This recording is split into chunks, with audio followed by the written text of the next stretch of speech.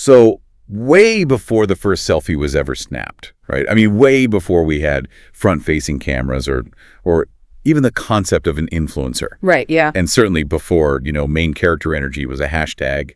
The ancient Greeks and Romans, they'd already figured something pretty profound out about human nature. They have this myth.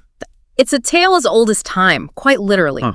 We're talking about the myth of Narcissus. And while most people kind of know the headline, the details of the story are actually what make it so relevant to psychology today. Exactly. I think most of us just think, oh, the guy who liked looking in the mirror. But the origin story is, it's darker than that. So picture this. Narcissus is this incredibly handsome hunter just wandering the world. But he isn't just good looking. He's actively disdainful. He rejects everyone. Right. And the most famous rejection is of the nymph Echo. She falls madly in love with him, but he basically tells her she isn't worthy of him. It's really a tragedy of arrogance, not just vanity. And that arrogance is what gets him in trouble. The myth says he catches a glimpse of his own reflection in a river. And he doesn't just think, hey, I look good today. He falls in love. Deeply. Deeply. Obsessively in love with the reflection. And that was pretty much the end of him. Literally. He couldn't tear himself away. He stopped eating. He stopped sleeping. He just stared and stared until he eventually wasted away and, drowned right there in the river. Mm-hmm. And the myth says a flower marked the spot where he died.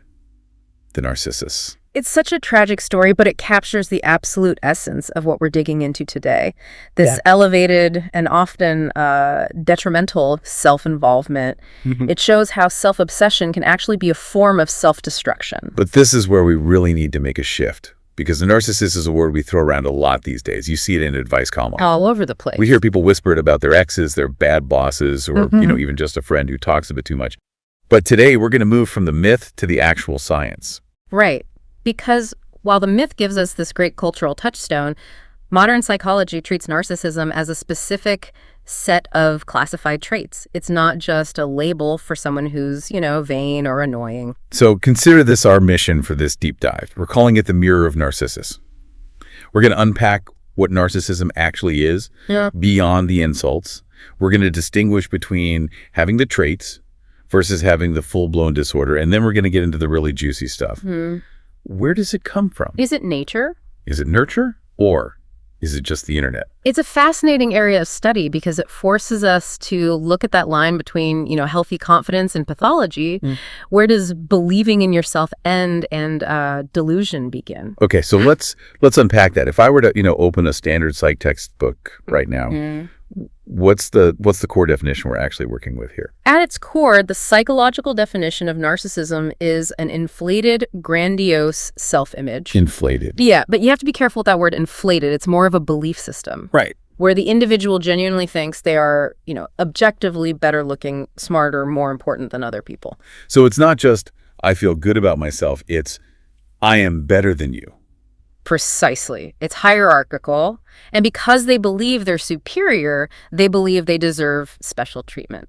The entitlement. That sense of entitlement is the key.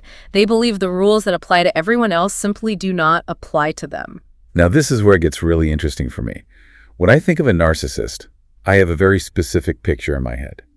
I think of the loud guy at the party, the one dominating the conversation, maybe a politician who just loves the sound of their own voice. Yeah. The look at me type. But looking at the research, it's not always that obvious, is it? It's a very common misconception. We tend to spot the loud ones easily, but psychologists actually recognize two distinct forms of narcissism as a personality trait. The first one is what you just described, grandiose narcissism. Okay, so that's the classic type, the Tony Stark archetype. In a way, yes. Grandiose narcissism is characterized by extroversion, dominance, and attention-seeking. These are the people who pursue power politicians, celebrities, cultural leaders. They walk into a room and just demand to be the center of gravity. But wait, is that because they want to make a difference or because they want the applause? Well, this raises a really important distinction. Not everyone who pursues power is a narcissist. I want to be very clear on that. Sure, of course. Many people seek leadership roles to reach their full potential or to, help make people's lives better. But the grandiose narcissist, they seek power specifically for the status and attention that goes with it. So it's about the applause, not the mission. Exactly. Got it. It's main character syndrome on steroids. But you mentioned a second type, and this one Honestly, it surprised me. This is the vulnerable narcissist. And they can be much, much harder to spot because they're often quiet, reserved, sometimes even shy. A shy narcissist. That feels like a complete oxymoron. You'd think so, but the core mechanism is exactly the same. They still have that grandiose sense of entitlement. They still believe they are special. But instead of being brash and loud about it, they're easily threatened or slighted. So how does that look in real life? Well, while the grandiose type is shouting for attention, the vulnerable type is sitting in the corner, just stewing in resentment. They feel they deserve special treatment, and when they don't get it, they don't necessarily shout. They seethe. They might be thinking, I'm a misunderstood genius, and everyone around me is just too stupid to recognize my brilliance. So the grandiose narcissist demands the spotlight, while the vulnerable one sits in the dark thinking, I deserve the spotlight, and I can't believe they aren't giving it to me. That is a great way to put it. It's often driven by a fear of rejection, which makes them defensive.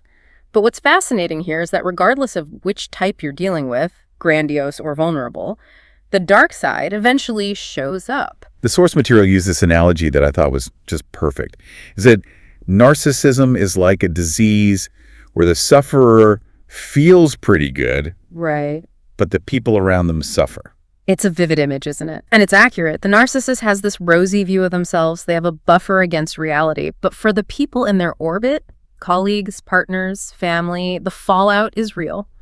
Narcissistic leaders, for example, tend to make risky or unethical decisions because they're so convinced of their own infallibility. And in relationships, I can imagine it's exhausting. It can be devastating. Narcissistic partners may be dishonest or unfaithful because, well, they prioritize their own immediate gratification over the relationship. To them, other people are often just props in their life story. Wow. And here's the kicker. When that rosy view is challenged, when someone bursts their bubble, they don't just get sad, they can become resentful and aggressive. It's self-defense mechanisms gone wrong. Exactly. They attack the messenger to protect the ego. So we've talked about the personality traits, but there's a line where this goes from difficult person to an actual medical diagnosis, right? Because we all know people who can be a bit full of themselves, but that doesn't mean they need a doctor. Yes. That is when we step into the territory of Narcissistic Personality Disorder, or NPD. This is a clinical diagnosis. How common is this, really? Because if you go on social media, you'd think half the population has it. The statistics tell a very different story. It affects about 1 to 2% of the population. 1 to 2%. That's actually lower than I would have guessed. It is rare, and it's more common in men.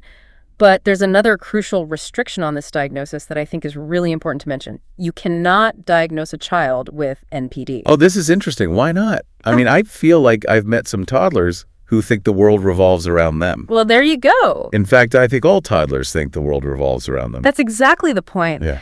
Young people, and especially children, are naturally self-centered. It's a normal part of development. A toddler should think they're the center of the universe. That is how they survive. They need to scream to get fed. So this diagnosis is reserved strictly for adults who never grew out of that phase. Okay, so you grow up, and most of us grow out of that extreme self-centeredness. We learn empathy. But for that 1 to 2%, it sticks. What does the official rule book say? What are the criteria? The 5th edition of the American Psychiatric Association's Diagnostic and Statistical Manual, the DSM-V, lists several key traits. We've covered the grandiose view of oneself and the sense of entitlement, but it also includes a need for excessive admiration or attention, and crucially, problems with empathy. Problems with empathy. That feels like the big one. It is central, but it's not necessarily that they can't understand what you're feeling. It's more that they don't value it. But what makes these traits a disorder, and this connects to the bigger picture of mental health, is that they take over the person's life and cause significant functional impairment. Okay, give us an example of what that looks like in practice. When does it cross the line from just being a jerk to being a disorder? Imagine, instead of caring for your spouse or your children, you use them purely as sources of attention or admiration. You view your child not as a person with their own needs, but as a reflection of you. If they succeed, it's your success. If they fail, they are embarrassing you. That's chilling. Or imagine a workplace scenario. Instead of seeking constructive feedback about your performance, you tell everyone who tries to help you that they're wrong. You can't accept help because that implies you aren't already perfect. It destroys teams. It destroys families. It sounds exhausting, actually. For the narcissist, too. Yeah. Maintaining that illusion must take a lot of energy. It is. It's a constant battle to keep reality at bay. So the million-dollar question, where does this come from? Are narcissists born or are they made? The answer, as is so often the case in psychology, is a bit of both. We know from twin studies that there's a strong genetic component. So there's a narcissism gene. We haven't identified specific genes yet, no. But the heritability is there. Some people are just born with a temperament that makes them more susceptible. However, environment matters a lot. And this is where parenting styles come into play. I feel like every parent listening just leaned in a little closer. What should we avoid? Well, there are two main traps. The first is what we might call pedestal parenting. This is when parents treat the child as superior, literally putting them on a pedestal. You're the most special, amazing, talented prince in the world. You're better than all the other kids. Exactly. It inflates that self-image artificially. The child learns that their value comes from being better than, not just from being themselves. But on the flip side, parents who are cold, controlling, or emotionally distant, they can contribute to vulnerable narcissism. That makes sense. If you're controlled and treated coldly, you might develop that defensive I deserve better entitlement just to survive the emotional neglect. Precisely. It becomes a suit of armor. But it's not just parents. We have to look at the culture we live in. Right. If you live in a society that screams, look at me, that's got to have an impact. It does. Narcissism seems to be higher in cultures that really value individuality and self-promotion. In the United States, for example, we've seen a measurable rise in narcissism as a personality trait since the 1970s. Since the 70s? Yeah. What changed then? Well, think about the cultural shift.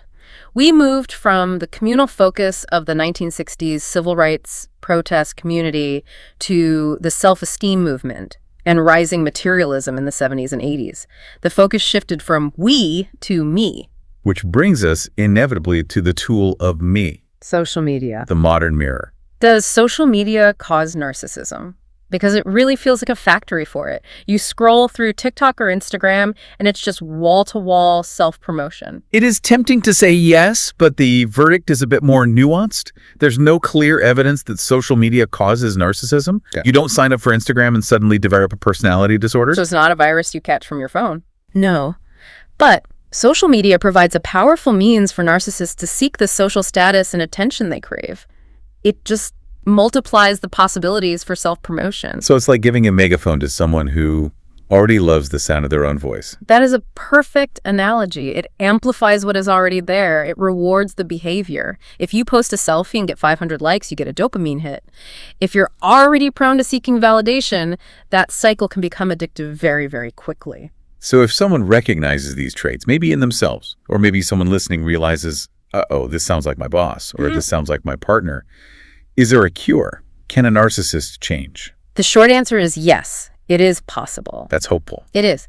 Anything that promotes honest reflection on their own behavior and caring for others can be helpful. Psychotherapy is a major one. Practicing compassion towards others. Okay. Cognitive behavioral therapy can help manage the behaviors. But I feel like there's a massive but coming. There is a catch. Think about the nature of the disorder. Treatment requires you to look at yourself honestly, to admit faults, to see where you need to improve. And if your entire personality is built on not having faults. Exactly. For a narcissist, self-reflection is incredibly hard because it requires looking from an unflattering angle. They are wired to avoid that at all costs. It makes it very, very challenging for people with NPD to stay committed to self-betterment. It's the ultimate irony. The thing you need to do to get better is the one thing your condition tells you not to do. Correct. They often quit therapy because the therapist challenges their view of reality, or they'll try to charm the therapist to win them over. So what does this all mean for us? We've gone from the riverbank with Narcissus all the way to the DSM-V. I think the key takeaway is that narcissism is a spectrum. It ranges from personality traits that we might all display occasionally. I mean, we all want to be admired sometimes, all the way to a full-blown psychological disorder. And recognizing that distinction is huge. It helps us navigate relationships. It helps us understand that the charismatic leader might just be confident, or they might be hunting for status. And it helps us distinguish between a need for validation and a pathological inability to care about others. It helps us set boundaries. I want to leave everyone with a thought that really stuck with me from the research. We talked about how culture shapes this. We talked about how narcissism is rising in individualistic cultures. And we know social media provides the ultimate platform for it. Right. So are we currently building a society that rewards the very traits that make empathy and connection impossible? And since self-reflection is the only cure, how do we encourage that in a world that celebrates the selfie? That is the question. Perhaps the antidote to Narcissus isn't smashing the mirror, but learning to look through it to see the people standing behind us. That is a powerful place to leave it. Thanks for diving in with us. A pleasure as always.